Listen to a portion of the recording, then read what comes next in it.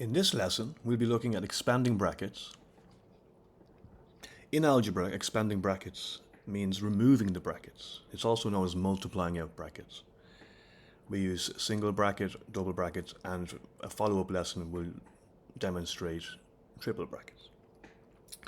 Essentially, we multiply everything on the inside by whatever is on the outside. So let's have a look.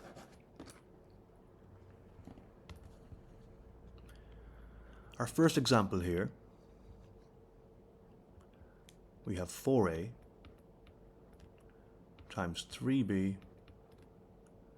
minus 2c. Simple enough.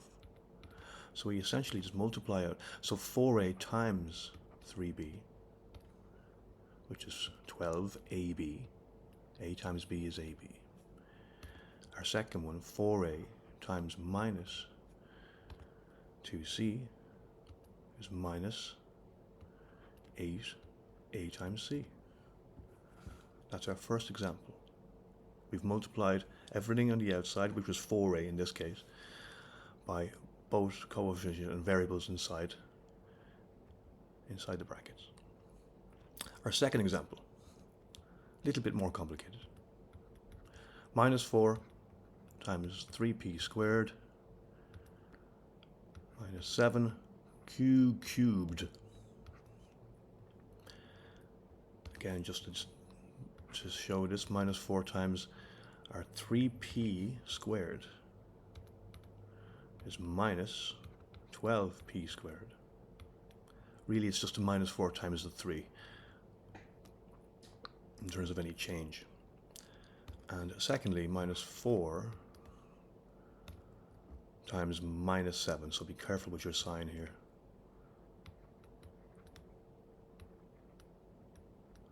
So plus 28q cubed. There are two examples for single brackets. Now let's have a look at expanding and simplifying two questions for double brackets. I will demonstrate two routes you could take. So essentially what we're doing here is multiplying.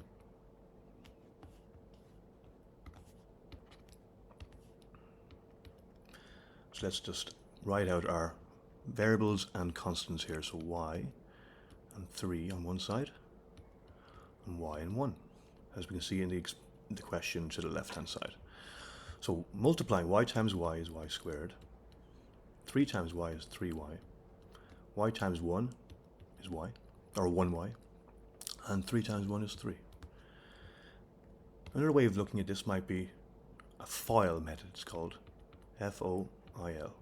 First, outside, inside, and last. So the first in each of the brackets, so y in this case for both, y times y, outside, y times 1, inside, 3 times y, and last in each, 3 times 1. That's where that comes from. You can use a table or do it that way. Makes no difference. Put it together, y squared plus 3y plus y plus our 3. And of course, we have our part in the center here with our variables for y that we can add together. So y squared plus 4y plus 3 is our final answer there. We'll do our second example here.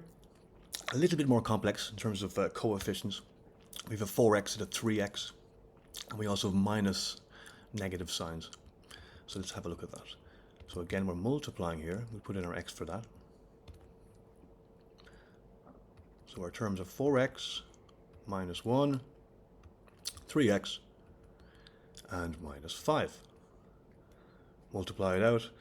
4x times 3x is 12x squared. Be careful with that bit. 3x times minus 1 is minus 3x. 4x times minus 5 is minus 20x.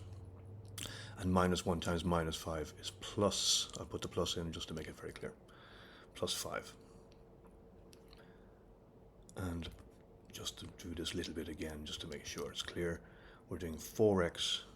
So first, 4x times 3x, 4x times minus 5, minus 1 times 3, and then the minus 1 times minus 5. Okay. Put it all together, we got 12x squared minus 20x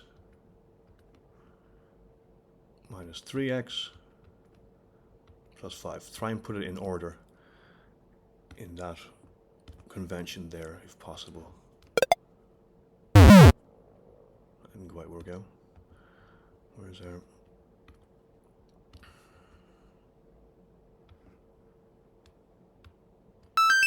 So we put that together now. So we end up with 12x squared minus 23x plus 5. So we've expanded our double brackets for both those questions there. And that's essentially how that works. That was single and double brackets for expanding brackets in algebra.